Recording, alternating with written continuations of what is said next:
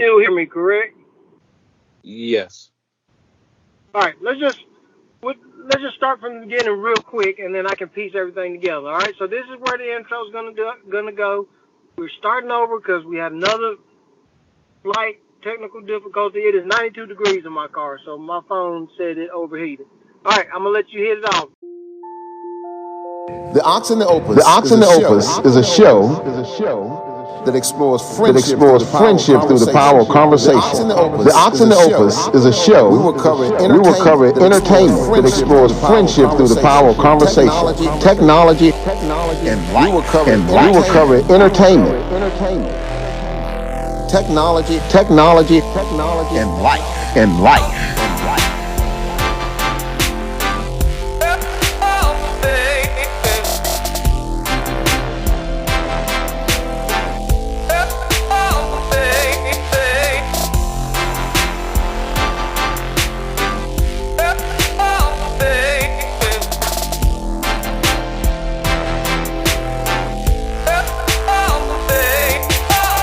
So, what was the last thing that you heard me say?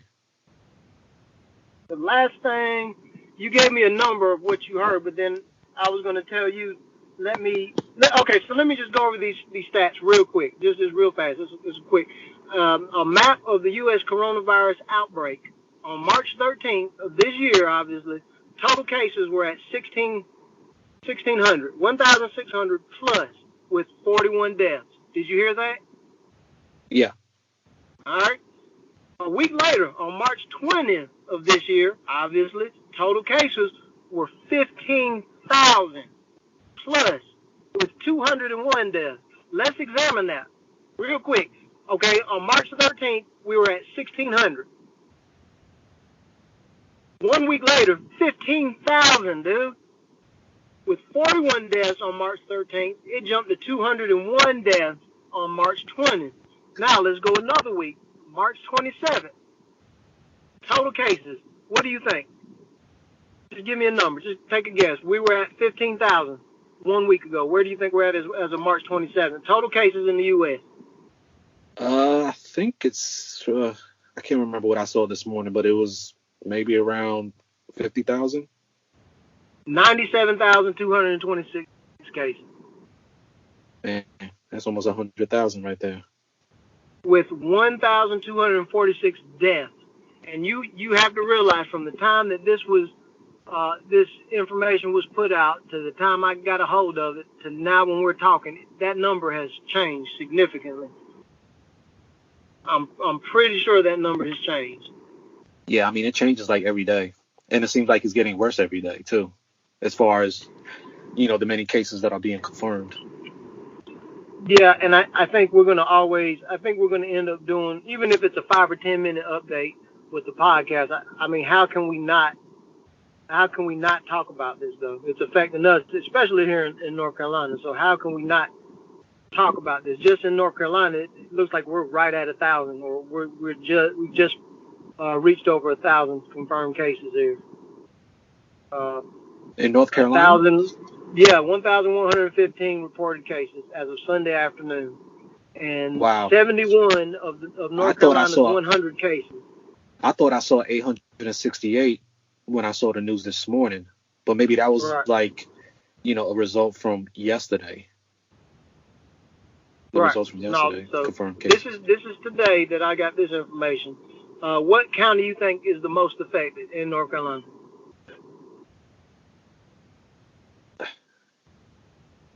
I mean, Wake County? No, Mecklenburg County, where Charlotte is. Oh, that's Charlotte, yeah. They got up to 315 cases, and 16 were reported in the county this morning. So, Wake County, actually, we have 140 reported cases, and Durham County has 103. And this is all facts, son. All facts? Yeah, these are cases. Yeah, these are facts. This ain't speculation. Oh, okay. These are confirmed cases. 6 deaths reported. Another coronavirus-related death was reported in North Carolina Sunday morning, bringing the total to 6. Buncombe County resident died from complications associated with COVID-19. The first death for North Carolina was on Wednesday, and that was Is that the one that was from Harnett County? No, that's Cabarrus County. Okay. And then Thursday was the Harnett County gentleman who was in his late 30s. Then Northampton. Late 30s? Man, I'm in my late 30s. Yeah, dude, you're old as hell, man. What do you think? You're a spring chicken and this thing is just going to float right by? Hey. I'm not as old as you, son. Facts. 42. Those are facts, man. But, I mean, we are out here, man. We're knee deep in it. This is it. So it looks like starting tomorrow, the whole state of North Carolina is going to be on a stay at home, what you call it? Yeah, stay at home. What do we call stay at home? Stay at home order. Yeah, stay at home order. And have you been abiding by that? For the most part, yeah. I went to Walmart yesterday. I went to the little fish spot. They cook up fried fish. Obviously you can't eat inside the establishment, but you take it and you go. Yeah. Other than that, I'm not saying I have it. If I do have it, I don't want to give that to nobody. That's not. I'm not like that. And I definitely don't want it, and I'm not trying to bring it back home. So. It just kills me the way like some of these kids, the young kids, how they're still out, doing their thing. They're just doing their thing still, and just thinking just because they're young that they're exempt from the virus. But it's like if you get it, what about you when you're mingling with the older folks, where it could be bad for them as far as it being critical for them and them possibly dying. So it's like these young people that kind of look being selfish a little bit, maybe not a little bit, maybe all the way. Oh yeah, like you heard they got the new challenge where they lick a toilet seat. They lick the commode. Have you heard that? No, I haven't heard that. But I've seen where people are getting, like this one guy, he ended up getting arrested because he was licking all the deodorants at some store, a Walmart maybe, possibly. Like, I don't know, man. It's just people out there. And then you saw the video of the guy, the FedEx guy. I think it was FedEx. Well, he ended up like spitting on a package when he dropped it off at a person's house. Why? I don't understand. People are just stupid as all get out. Crazy sometimes. So why you do is I'm gonna sprinkle in some facts. Hashtag facts.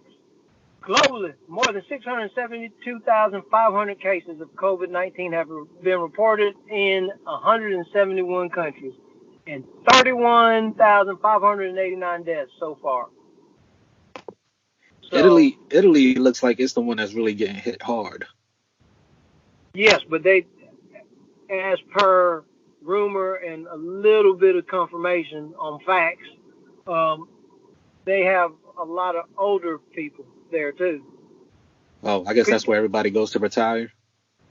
I think the red wine, and they drink a lot of wine out there. I really think it's that healthy for you that I don't know. I don't know that they have the same stressors that some of these other countries have. Well, yeah, I heard that too. As far as the whole, drinking wine is supposed to help out your heart. Right, and like, especially as you get older. And like I think you drink like maybe one glass a day. I think it's supposed to be helpful. Yeah, and I think they drink a lot of wine there. I think that's more of a relaxed type country compared to the U.S. I mean, we're just killing each other. We're still spitting on boxes and licking toilet commodes. So obviously licking deodorant. Yeah, licking ice cream, licking body parts, everything else. So. Yeah, it's sad. It's definitely sad. And, they'll say, well, if you look at the numbers, only this percentage of people are really dying from it. Well, to me, one is too many. Bro, tell those stats and those figures to somebody who lost their grandfather or their father or their mother to coronavirus. And you tell them, well, it's only 1% out of every 500 million or whatever. Okay, well, you tell the 1% that. Those numbers don't really mean a lot. It's, we owe it to ourselves and our loved ones to do the right thing. And that is to stay in your damn house. Hey, so remember when the last episode I said something about like, about some of the people like, not taking it seriously and they like maybe, still going out to the clubs and, just doing their thing. Well, you know who was at the club doing their thing at the club and ended up getting the virus? Who? You remember DJ Webstar? Chicken noodle soup with a soda on the side. Yeah. Yeah. He mentioned that Garrett. on an interview where he was saying because he had the virus, and he said, yeah, I shouldn't have been out, at the club, mingling with the people and doing all that stuff, and ended up getting the coronavirus, but he ended up getting past it. Like he was one of the lucky ones. So how many people did he give it to though? See, yeah, that's another thing.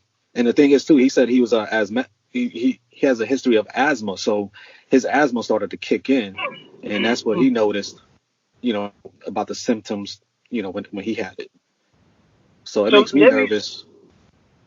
Go ahead. So it makes me nervous, the fact that, I have a history of asthma, but I mean, I haven't had asthma in a long time. But then again, something like this can really, bring it up again, Well, Dang, I think it's good good to have a healthy fear. Then.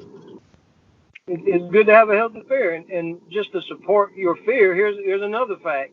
As of Sunday morning, New York has the largest outbreak in the country with 53,363 confirmed cases and 782 deaths.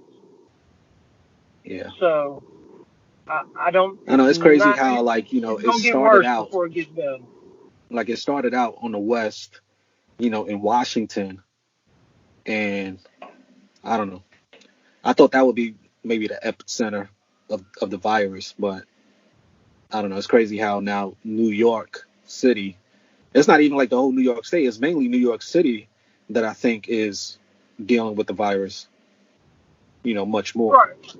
Yeah, but then, all right. This is where I feel like it correlates in just a very roundabout way. It starts off in these wet markets where all these animals are sitting on top of each other, right? These animals are locked in and they're all sitting on top of each other. You go to it makes its way to New York where everybody is concentrated. New York is a megalopolis, and it's all these people are concentrated in this little bit of space, and they're literally living on top of each other. So, I mean, what else could happen? There's too many people there. You can tell everybody to stay home, but everybody lives right next to each other, on top of each other, under each other, beside each other. So I feel bad, man. I feel bad for New York. Right? I feel bad for us here in North Carolina because I knew it. I knew it was going to make its way here. I was thinking we could hold out for a couple months, and sure enough, that guy came right through RDU from Washington State, and I was like, there it goes. Then you heard about the guys, like some sort of bio company that went to Boston, went to a meeting, they came back. They had it, and it just fell apart then, man. They also had a case of a community spread, I think is what they call it, out in Wilson somewhere. And Wilson's Wilson's the rural part, so they're trying to figure out, well, how did you get it if, there's not a lot of people here. You didn't come in contact with any confirmed people. There's no hot spot, so to speak, that you could have come in contact with. I don't know, dude. This is scary. It's really a scary thing. But that's just the update, man. There's so much more that we didn't get into. It's exhaustive. What are some tips, Vic, that we could wash your hands, dude? They say wash your hands and sing happy birthday two times over. I mean, of course, wash your hands. Make sure you wipe down, everything. I mean, including in your house.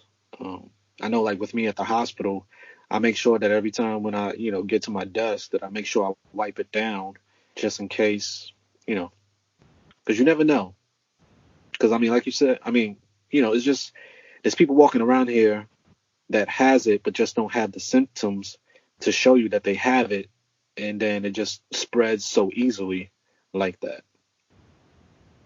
Right. And those people are, not that they mean to be dangerous, but people who have the virus and don't know they have it, and show little symptoms, those people are dangerous because they don't know they got it. And they're not going to know. They're going to pass it on to somebody. How many of those people you think don't pass it on to folks already? You know what I mean? Yeah. So how long do you think this is gonna take as far as us getting this under control, like as United States itself? Okay, so I know Trump keeps on talking about like he thinks we'll have it under control by like Easter or something like that, but that doesn't seem like a reality. Go out and you go to like the grocery store or the places that you can go. I mean, you're seeing like the road is just looking very empty. So right. It looks like everybody is, abiding by the whole stay at home order, which is a good thing. It's good because now people are taking it serious enough to actually kind of control the spread of it. So I don't know, man. Yeah. I don't know. I mean, I hope we get it under control where we can at least have a summer, All right, so just get that out your mind. That ain't gonna happen. That's how I feel. Let me ask you a question. If all this dies down, which to me that only means, that's a bad pun, ain't it? All this dies down. When all this sort of subsides, to me what that really means is the media isn't going to put all this heat and this pressure and this information on the negative perspectives of what this thing is. Not that there's a lot of positives, if any. That to me that means the media will not be reporting on the mortality of this pandemic.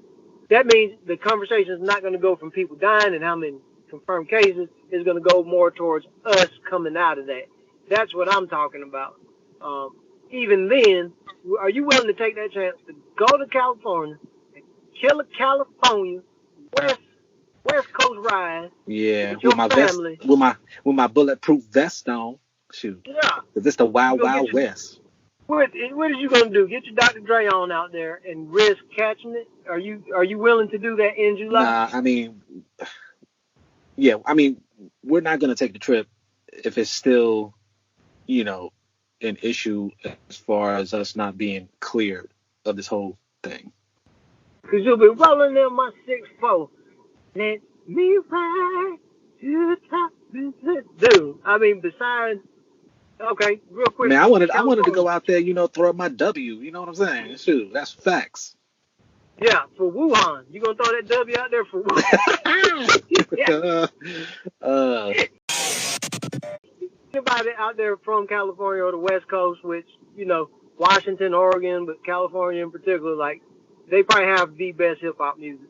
If you just look at their resume, they are another, like, Atlanta. They were Atlanta before Atlanta, I feel like. Because you got different types of hip-hop. You got boom bap out there. You got that true West Coast stuff. You got that pimp, like that Too Short been holding it down for a long time. Got that gangster. That gangster ish. Yeah, Planet Asia. You got the guy body hieroglyphics. Hieroglyphics. People under the stairs. There's so doggone many.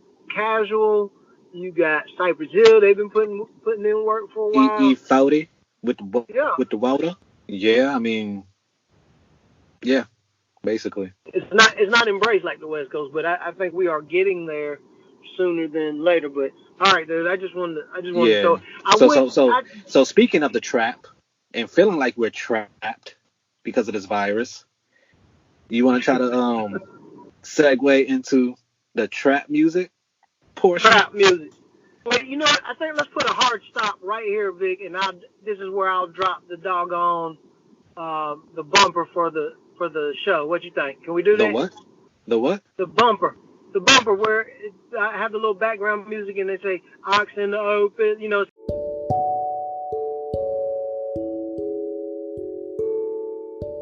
The ox and the porpoise. The ox and the porpoise. Ox and the compass podcast. Yeah, and that's completely wrong.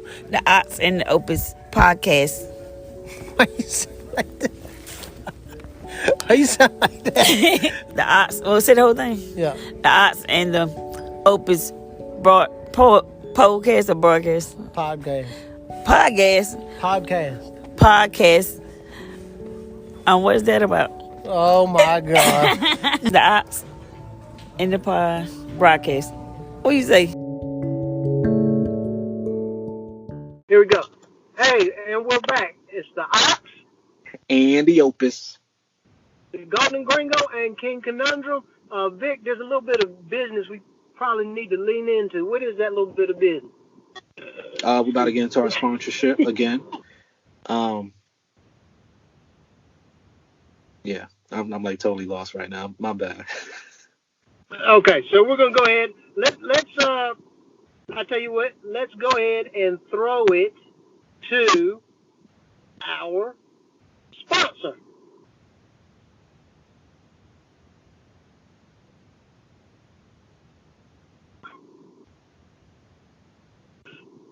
Bam, and we're back.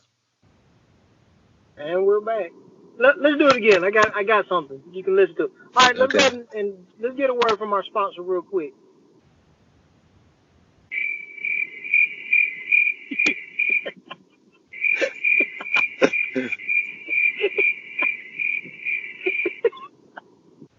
So I mean, once I think when I heard about trap music the first time, I think it was with T.I. And of course, his album was called Trap Music. And of course, trap is meaning, I don't know, I think I read where it said that it was the house where they sold the drugs or cooked up the drugs. And somehow, dealing with that, dealing with the hustle, dealing with the struggle of dealing with the trap house, turned into trap music. Because hip hop has always been known to talk about, the struggle most of the time, the life in the hood, in the ghetto for the most part. And this was another way for like the South to talk about that through the trap music. Now, the trap music, I guess if it was like as though it was the content, the lyrics that were talking about the trap, but like nowadays, the trap music, the trap beat is more so the beat itself. Wouldn't you concur, sir? I concur. Yeah, I think it's taken on a new meaning, but I do think that for it to have gotten to that point where it takes a new meaning, trap music, you had to talk about being in a trap. I mean, like the early 2000s, if you would listen to a trap beat back then, it sounds totally different than what it is now. But It seems like it still has the same foundation as far as like what the drums and the hi-hat, the 808s. Yeah, right? The rolling hi-hats, the rolling snare sometimes, the breaks, the bass heavy. I'm going to give David Banner a shout out for, his work with T.I. on that, with Rubber Band Man. He did that. Yeah, he did that beat, and that beat is kind of, when I would say that's not the starting point, but that just provided the most clarity. That song kind of embodied where, if you're going to say trap music was truly birthed, I would say it was there, or that, what's that? It was Bone Crusher, T.I., and remember that song? Yeah, what was that song? Which one? Bone Crusher? We ain't never scared. We ain't never scared. Yeah. We ain't never, and then and you know what? First time I really heard T.I., and I was like, he is freaking dope, man. And you know what? That's when like a lot of New Yorkers was starting to, feel the South. Like especially like when T.I. came out, I guess it felt like because he was like, rapping about the street stuff. I guess a lot of the New York rappers can relate to it, but it was like they were doing it like T.I. and then we're doing it in a Southern way. He still had the East Coast. He still had the East Coast flow to me though. Did he? To me, the way his arrangement, it was slower, but the arrangement was easy. That is the beauty of Atlanta, man. Yeah. Okay, then you take somebody like Bubba Sparks. When he first came out, he was spitting. Yeah. And I told you that Deliverance album is one of the best hip hop albums ever, and it's content heavy. The beat is dope. Anyways, I just say that to say that that's what Atlanta offers, man. They give you all of that So what do you think about when the New Yorkers started rapping over like the trap beats? Like their music started to sound more southern. I think there's some animosity just from way long ago, dude, because you're not, me and you aren't that different. There's not a huge disparity between our age groups. We're a couple years behind each other. Um, Growing up, that's all the music came from up north, from New York, and we would get it by virtue of the mixtape. Somebody, you got a cousin, somebody from up north that come down and bring the mixtape, and before you know it, you're hearing it. Then you tune in late night to the radio, and you're getting your Tribe Called Quest, and you're getting like this old school Dougie Fresh, KRS-One, Boogie Down Productions. You're getting all of that, but it was always about New York. It was never about anybody else. Do you agree with that? Well, yeah. Like I've always been, when I was living in New York, I always was fascinated with, Southern rap, West Coast rap, just because it was something a little bit different from what I was listening to already as far as the New York rap. So, yeah, especially like, I was getting on to like Master P, like way back in the day. Who else? 95, And then when Cash Money came out too. And then, so, I mean, I always got excited whenever like a New York rapper was featured on like a Southern artist song, and vice versa. Like Nori, I think he was like one of the first like New Yorkers to like have Lil Wayne on his album. But then again, Lil Wayne, he was like a lyricist, from the South. Right. He was on Crooked Letters remix of that Fire Water. Talking about Nori? Yeah. I feel like Nori's always been, I feel like he's always been into like, Southern rap. I think most are probably more into different genres of music and different styles of hip hop than not, but I'm just speaking on facts of just when it was about New York, it was definitely about New York, and you couldn't tell people otherwise. The thing about being, in the South or other places, the Midwest is, we were able to take notes. Yeah. So we can do all styles of music. And I said that before. I really feel like the South and the West Coast, whatever your definition of the South is and whatever your definition of the West Coast is, we can offer you all types of diverse hip hop music. Boom bap, you can find that here. You got Nick Grant, we can go through lyricists, you can find that here. The buffoonery, you can find that here. Yeah. Intelligent, conscious hip hop, you can find that here. Crunk, trap music, you can get all of that here. And I think that's what put us at the advantage. That gave us the advantage overall. Yeah, but it's like a lot of artists now coming from New York. I mean, their beats, are sounding more trappy these days. And the thing is, too, it's like, I don't really consider it like trap music. Like I consider like T.I. and that whole era as far as being trap music. I feel like nowadays it's more of a trap beat. Like I really don't want to call it trap music because I feel like it's more of a trap beat. Because even like EDM, like, electronic dance music, folks. Yeah. Like some of them were using the term like trap music. And basically it was just a way of like, it was just a mixture of like the trap beat and dance music all in one, which, I really liked. It was pretty cool. So like investor, if we do some research, and I'm not saying, let's not go by some scholar's input on history, just your own history and your own thinking and your own research. To me, I feel like, yes, trap music has kind of more evolved into, if it's like a beat will sort of dictate if that's more trap and gospel, trap, pop, whatever that is. I think there's even country artists out there, I think, that are using the trap beat.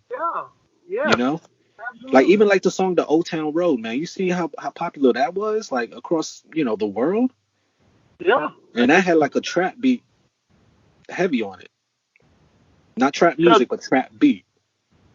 And I'm glad you said that because I would say, like, we can say that T.I. gets the credit for starting trap music. We can say that officially. But he pulled ingredients and he pulled from other resources because one guy I used to listen to was DJ Magic Mike back in the day, and he put out a lot of bass tape. if you listen to a lot of those beats, it had the rolling hi-hat, the 808. It had a lot of those elements that the trap beats do have. Um, DJ Magic Mike, goodness gracious, DJ Laz, Two Live Crew, uh, Luke, Quad City DJs, and even further back, like Bass Mechanics. I think you start looking at like that Miami bass sound and a lot of the stuff that was coming out of Georgia. What's the other song? I put my hand up on your hip. When you When I dip, I dip, dip, you we dip, dip, we we dip. dip. Yeah, boy. Like, What was it his? was I forgot that what his kind of name song. was. I forgot what his name was. DJ Nasty Cass, or something? Oh, I Freak forget. Nasty. Freak Nasty. Freak Nasty. Oh gosh, Yeah. that I sounded like a just rap put name your that you hand had. up on my hip when I did. It was like those kind of songs. All that in My Boo. All those songs sort of, they were bass heavy. It was party music. I think all that had a hand in constructing what sonically the sound of trap music was. Trap music To or me, the trap beat?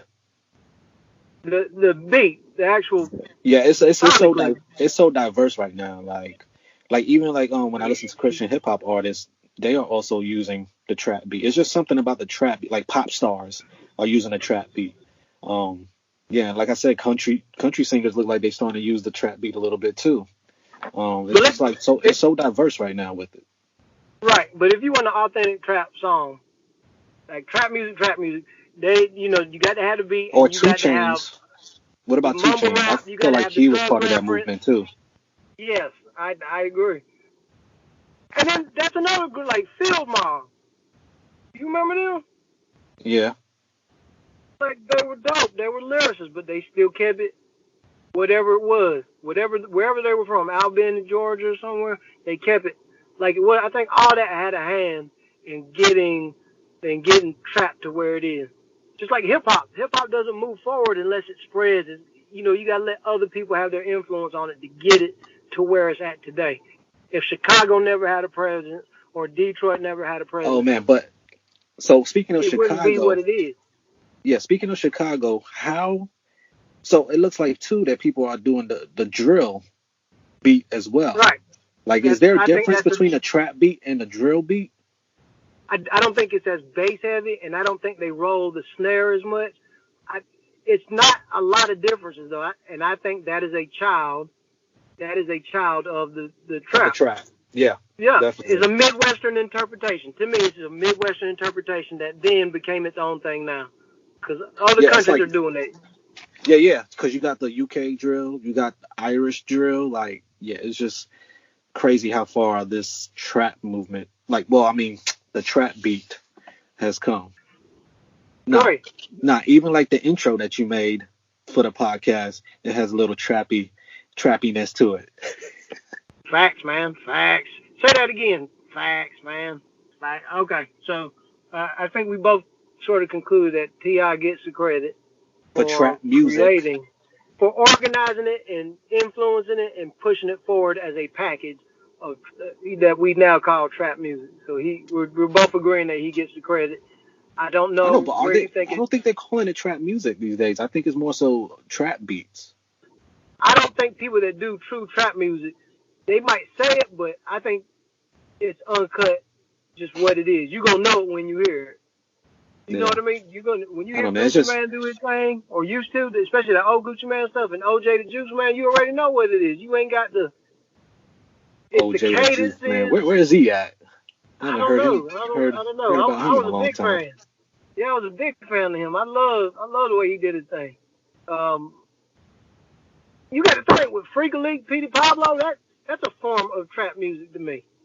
You know It's a, who it's else transcended the whole trap movement? Your boy, a Gucci Mane, right? yeah, And yeah. Jeezy, Young Jeezy. A little Jeezy, a little bit, yeah. Sci-Hi the Prince. Not that he was necessarily trapped to begin with, but Nah, he's he a occupies a unique spot in hip yeah, hop to he me. does. And it was crazy. He signed. And whenever a hip hop label like Good Music signs a Southern artist, they got to be dope.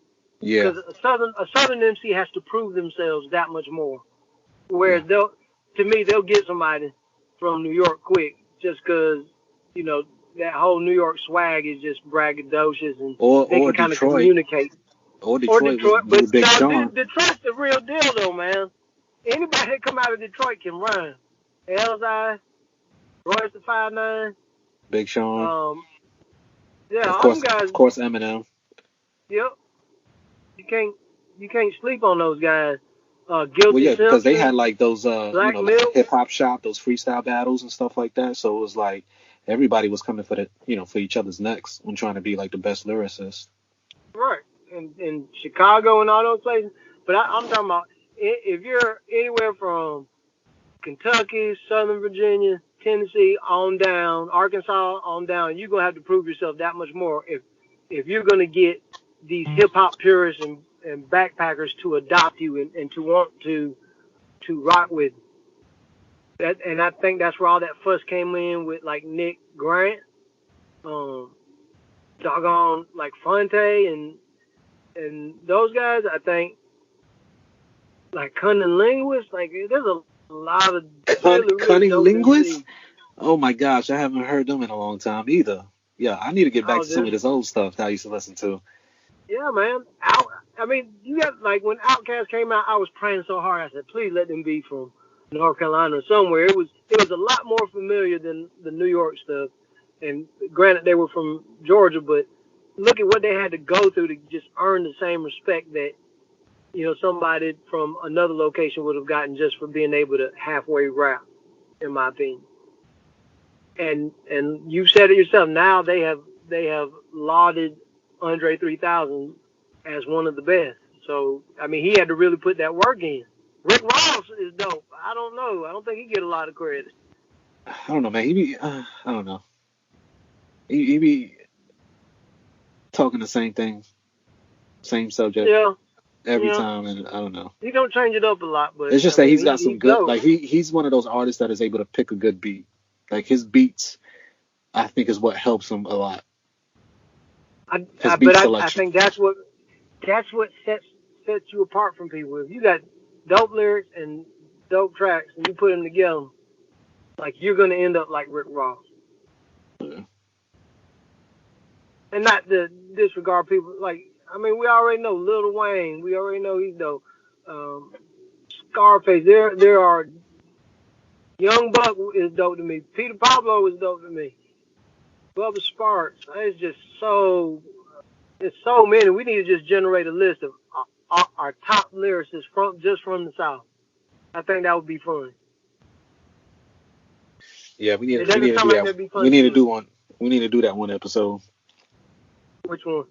Oh yeah. No, as far as like listing our top 5 and like why, you know, this new generation. I think I have Joyner Lucas and YB and Corday so far.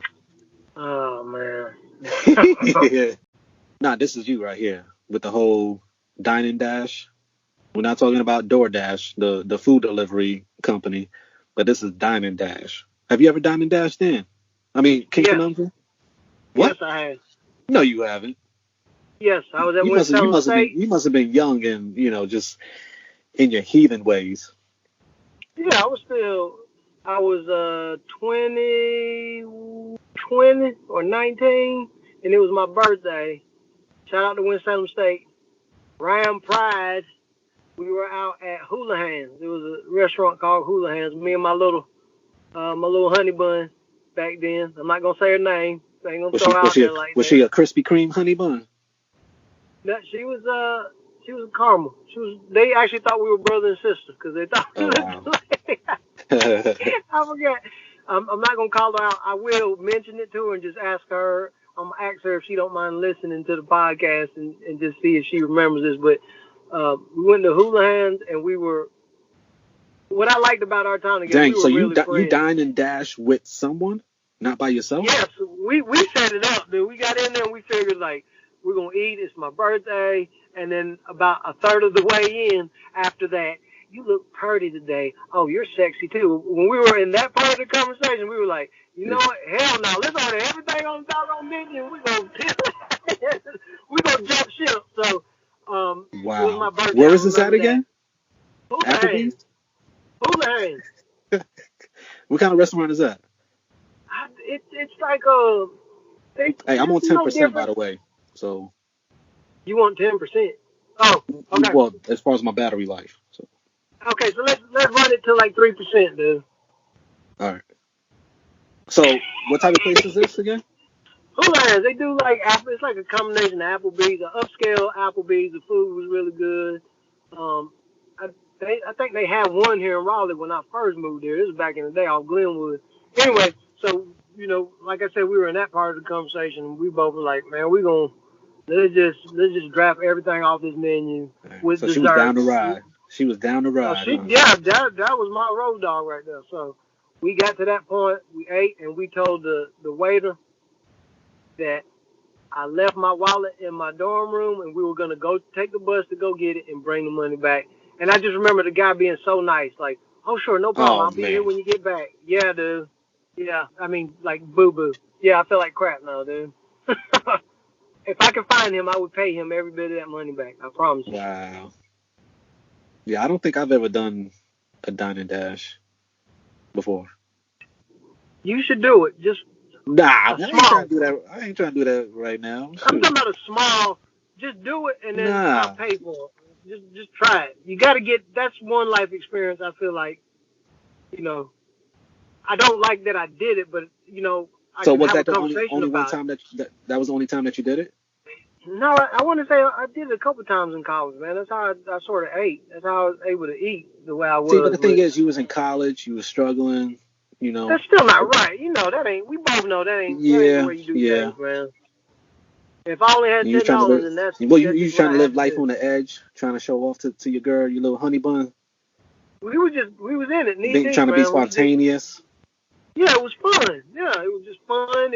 I meant no disrespect. Obviously, it is disrespectful because he had to pay. But, yeah, I just did it, man. And I do regret it. So I'm not going to act like I don't. But, all right. So let's get into. Yeah. So tell them the reason why, we were talking about this. Because of Dine and Dash. So dining and dashing is exactly what we were just talking about. You go in there, you eat up all their food, and you haul ass. You don't pay for nothing. You either run out or you come up with a good excuse or a bad excuse like I did, and you wiggle your way out of having to pay. So you eat for free. Wiggy way. You dine, and then you dash. You get on out. Some people take advantage of it. That's taking advantage in its purest form, dude.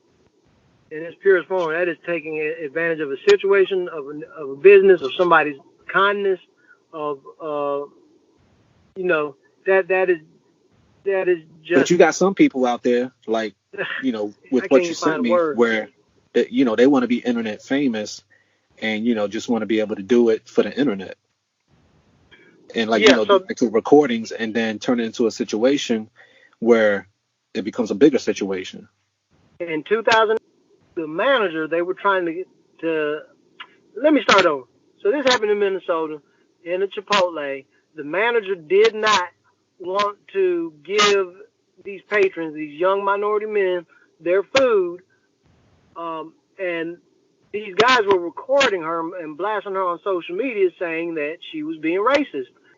He basically is on the camera, videotaping this woman saying no, that she's not gonna give them their food until they pay, and social media went kind of nuts with that.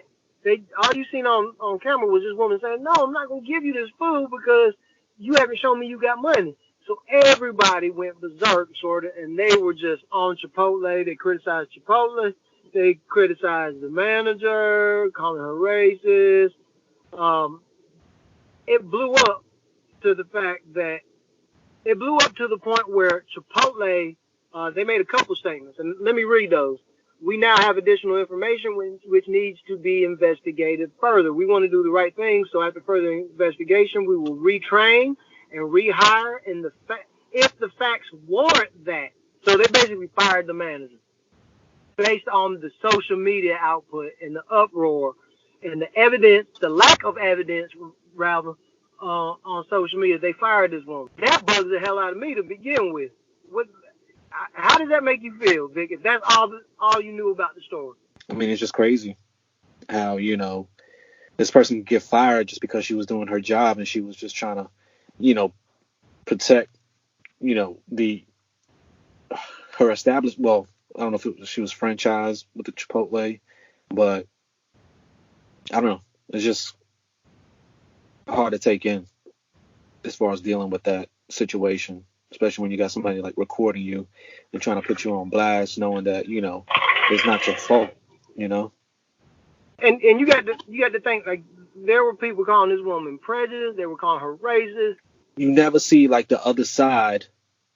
Whenever the camera is recording, like you always see the person that's recording telling their side of what's going on, but you never know the other side of the story. These guys are in there. They got this woman on blast. Literally, they are recording her, and she's on camera saying, "I'm not gonna give you the food until you pay." Chipotle then takes all the feedback from the public, the online abuse that they were doing, that people were criticizing Chipotle and criticizing the manager, so they made a move and they terminated that manager just based on that evidence. After further investigation, they realized that one of the guys who was recording this woman saying that, accusing her of being prejudiced, they went through his social media and on Twitter, if you a real ass N-word, we finna go to Applebee's and eat as much as we can and tip the nice lady 20 cents and walk the F out. That was March 28, 2015 at 1:06 a.m. March 28, 2015. Nearest one to us, let's change it up then. I'm down for anything I'm eating for free. It's on the house, bro. I'm kind of hungry too. Then, all these people are chiming in. This guy says, we eating good. Just let me handle the talking. Y'all just eat. So they're basically trying to make it into a thing of like, inviting, certain people and try to do these dine and dashes. Like as though they're trying to get like a whole clique and then try to make it famous on the internet. And the guy that recorded says, no. He says, not a dine and dash. We're just borrowing the food for a couple hours. That's all. I don't even know what that means. How you gonna borrow food like once it's in your stomach? He's being gross, dude. Then you're gonna poop it out. Yeah, then you're gonna poop it. Man. I mean, it's so annoying the way people are, especially like, I don't know. I feel like with this whole internet thing, it turns people into savages and like, I don't know. It just turns into a different person. But then until again, it happens to them. Huh? Until it happens to them, you attract what you put out, man. You get that back, man. I think God said a series of God has worked a tried and true formula that you get back what you put out. So just real quick, anyway. So after further investigation, he found all that incriminating evidence, and then Chipotle says, we have spent the last few days reviewing the evidence available to us regarding the incident. Based on our review, we have offered our manager her job back. While our normal protocol was not followed serving these customers, we publicly apologize to our manager for being put in this position.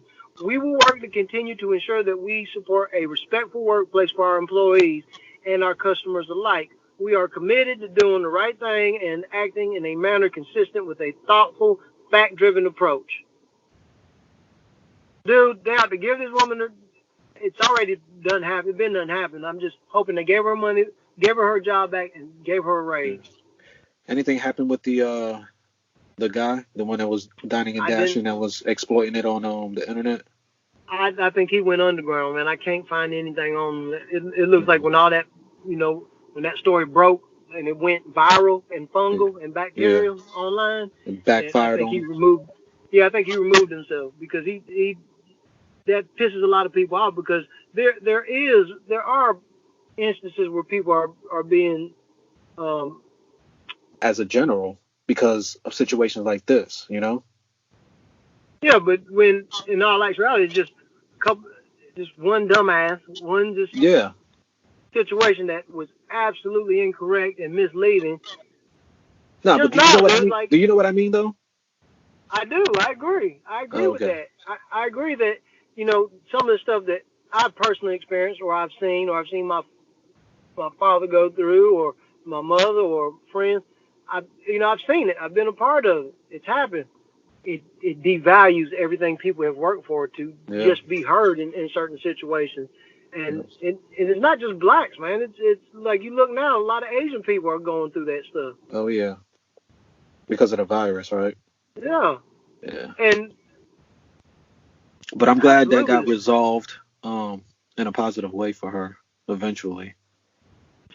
Well, I'd like to find out more if I could, but I couldn't really get the information I needed. So I reckon we can update that. So why did you was this something just random that you wanted to bring up as a topic? I did, and because it bothered me. Oh, okay. Is this something that you came across like recently? I think I came across it a little while ago, but it just popped back up. You know, I save a lot of information in certain folders, and I go through the folders just to review what's in there. Yeah, because sometimes I just be thinking, like, how do you come up with these random topics that you want to talk about? And yeah, I guess, you know, it's probably something that you like look back, you know, in the past, and then somehow it just, you know, comes back up. But it's good. It's good conversation, you know, good conversation pieces to have on the pod. Yeah, and I think these type of stories need to be heard because. And then plus it's pretty cool that well, not cool, but it was interesting to know that you did a Dine and Dash back in the day. I won't do that again, needless to say. Yeah, and I think people need to hear these type of stories. Like, you need to hear that. You know, this just puts a different spin on what racism is. Because in this case, it was somebody crying wolf, and that lets you know the power or the abuse of social media and how that can go wrong. Yep. And I wish, you know, I feel like the company could have had this lady's back. You know, get facts first. Facts. That's the watch. Well, you know how it is, right? Man. You know how it is when you're dealing with like big companies. They always side with the customers, or you know, they always side with the customers. You know that with the company that we worked with, you know, in the past together. Right, but that's foolish. That's foolish, though. You need a fair, objective, and balanced approach. Like, you hired this person, you invested in them, they've invested in you. Like, there has to be some sort of, I don't know. I feel like the system failed this woman.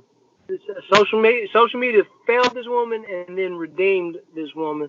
And I feel like Chipotle kind of failed this woman because that looks bad. You fire her, you know you jacked that all to hell, so you go right back. Apologize and hire her back. Where, you know, do you make extra accommodations for her now? How do you repay that? You see what I'm saying?